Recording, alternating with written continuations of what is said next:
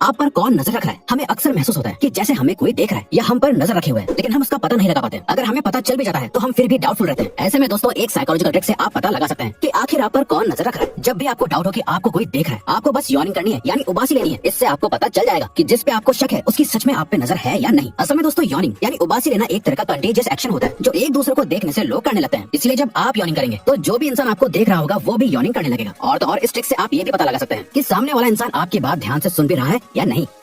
Nervousness को कम करना। दोस्तों हम जब भी कोई काम पहली बार करने जा रहे होते हैं, जैसे इंटरव्यू, एग्जाम और डेट पर जा रहे होते हैं, तो हमें पहले से ही घबराहट और एंजाइटी होने लगती है और इस घबराहट की वजह से आप अक्सर गलतियां कर देते हैं। साइकोलॉजी के मुताबिक एंजाइटी और घबराहट को कम करने के लिए आपको उस काम को करने से पहले च्युइंगम खानी चाहिए। दोस्तों एक रिसर्च के मुताबिक जो बच्चे एग्जाम से पहले च्युइंगम खाते हैं वो एग्जाम में बेटर परफॉर्म करते हैं। दरअसल च्युइंगम को चबाना एक माइंड रिलैक्सिंग एक्टिविटी होती है जिससे बॉडी में स्ट्रेस हार्मोन का लेवल कम हो जाता है और आप रिलैक्स फील करने लगते हैं।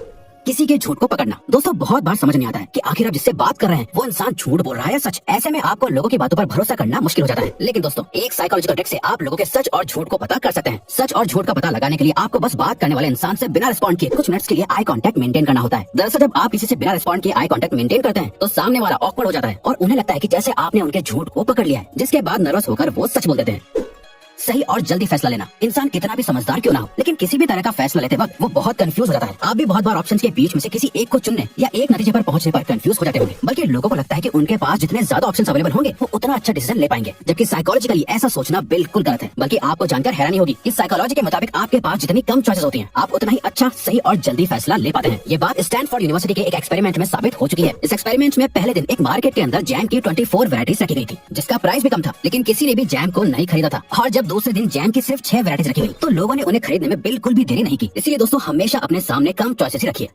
दुश्मन को भी दोस्त बनाएं। हमारी जिंदगी में बहुत कम ही लोग हमें पसंद करते हैं या हमारी सक्सेस से खुश होते हैं। ऐसे में अपने दुश्मनों के बीच रहना बहुत मुश्किल हो जाता है। इसीलिए या तो आप उनसे दूर रहना चाहते हैं या उन्हें अपने फेवर में करना चाहते हैं। लेकिन क्या आप जानते हैं, एक छोटी सी साइकोलॉजिकल ट्रिक से आप अपने दुश्मन को भी अपना दोस्त बना सकते हैं। इस ट्रिक को आजमाने के लिए आपको बस अपने हेटर से एक छोटा सा फेवर मांगना है, जैसे कोई पेन। अगर वो इंसान आपसे बेहद नफरत करता होगा तो वो आपको डायरेक्टली मना कर देगा, और अगर वो ना खुश होकर आपको पेन दे भी देता है तो ये फेवर करने के बाद उस इंसान के दिमाग में आपके लिए परसेप्शन बदलने लगेगा, जैसे आप इतने घमंडी या बुरे नहीं है जितना वो सोच रहे थे। और तो और उन्हें ये भी लगेगा कि आप उन्हें अपना दोस्त मानते हैं, इसीलिए उनसे हेल्प मांग रहे हैं, जिसके बाद धीरे धीरे बात करने से आप लोग अच्छे दोस्त बन जाएंगे।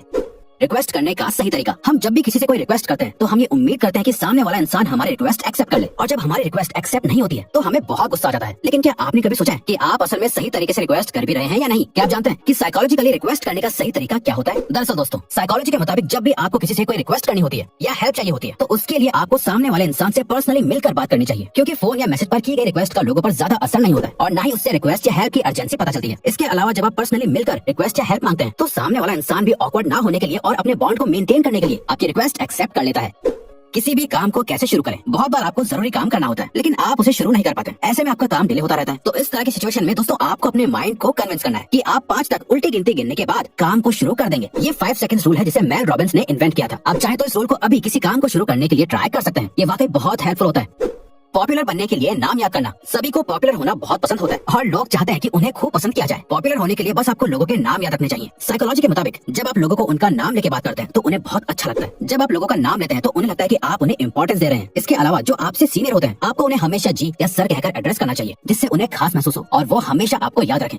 कलर्स और प्रोडक्टिविटी का रिलेशन। दोस्तों आपको जानकर हैरानी होगी कि कलर्स का आपके काम की प्रोडक्टिविटी पर बहुत असर पड़ता है। मॉडर्न साइकोलॉजी के मुताबिक अगर आप अपने एनवायरनमेंट में ब्लू और ऑरेंज कलर ऐड करते हैं तो उससे आपकी प्रोडक्टिविटी बढ़ती है और आपका मूड भी अच्छा रहता है। आप ब्लू और ऑरेंज कलर में कभी भी बोर फील नहीं करते हैं। इसलिए दोस्तों आज ही अपने एनवायरनमेंट में ब्लू और ऑरेंज कलर को ऐड करिए। टेंशन को कैसे कम करें? हमारी लाइफ में बहुत सी परेशानियां होती हैं जिनकी टेंशन हमेशा हमारे दिमाग में घूमती रहती है और ये अक्सर हमारे लिए ट्रॉमा बन जाती है। लेकिन दोस्तों आपको जानकर हैरानी होगी, साइकोलॉजिकल स्टडीज के मुताबिक अपने ट्रॉमा और टेंशन के बारे में लिखने से आपकी मेंटल स्टेट पहले से बेहतर होती है, जिसके बाद आप धीरे धीरे ट्रॉमा से हील करने लगते हो। जब आप ट्रॉमा के बारे में लिख देते हैं तो आपको सब कुछ सही से समझ आने लगता है और आप खुद को सही से जज कर पाते हैं, जिससे अल्टीमेटली आप ट्रॉमा से बाहर आने लगते हैं। बातें करते वक्त आई कांटेक्ट करना। क्या आपने कभी सोचा है आपको आपके पेरेंट्स, टीचर्स या बॉस आई कांटेक्ट मेंटेन करने के लिए इतना फोर्स क्यों करते हैं? असल में दोस्तों साइकोलॉजी के मुताबिक जब कोई बात करते वक्त आपसे आंखें नहीं मिलाता है तो उसका मतलब हो सकता है कि वो इंसान आपसे बात करने में इंटरेस्टेड नहीं है या फिर आपसे कुछ छिपा रहा है, जैसे हमने आपको पहले बताया। ऐसे में किसी को भी आप पर कभी भरोसा नहीं होगा। इसीलिए दोस्तों अगर आप चाहते हैं कि लोग आप पर भरोसा करें और आपकी बातों में इंटरेस्ट दिखाएं तो आपको उनसे हमेशा आई कांटेक्ट मेंटेन करके ही बातें करनी चाहिए।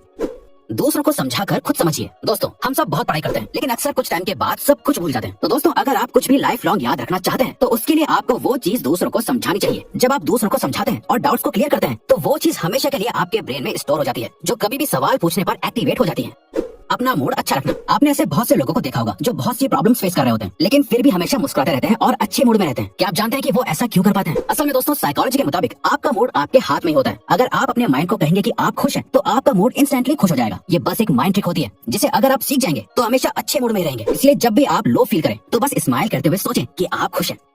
प्रोक्रेस्टिनेशन को कैसे रोकें? हम सभी अपना पूरा दिन किसी काम को करने के बारे में सोचकर बिता देते हैं, लेकिन उस काम को शुरू नहीं करते हैं और इस तरह से आपका काम डिले होता रहता है। लेकिन जो साइकोलॉजिकल ट्रिक अब हम आपको बताने जा रहे हैं, उससे आप किसी भी काम को बिल्कुल भी डिले नहीं करेंगे। दोस्तों, जिस भी काम को आप करना चाहते हैं, रात को सोने से पहले आप उस काम को अच्छे से समझिए और सोचिए कि आप उस काम को कब और कैसे शुरू करेंगे। जब आप उस पर्टिकुलर काम को अपने माइंड में वर्चुअली पूरा कर लेंगे, तो आपको वो काम आसान लगने लगेगा, जिसके बाद अगले दिन आपके लिए उस काम को करना बहुत आसान हो